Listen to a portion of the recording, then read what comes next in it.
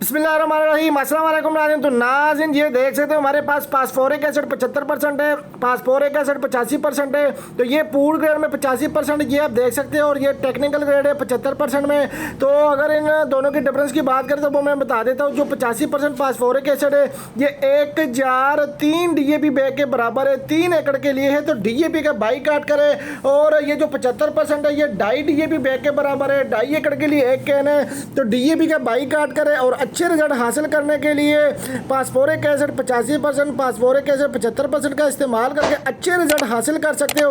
DAP का bag 14,500 तक market में लोग सेल कर रहे हैं, जबकि अगर फास्फोरिक एसिड की बात करें तो ये मार्केट में तकरीबन 14 से 14,500 इसका रेट चल रहा है। जो 85% है इसका तकरीबन 17,000 से लेकर 17,300 तक रेट चल रहे हैं। तो स्क्रीन के ऊपर चलते हुए नंबर पर रब्ता कीजिएगा 0325 25 66 99। तो इस नंबर पर रब्ता करके आप अपना ऑर्डर बुक करवा सकते हो। जी शुक्रिया।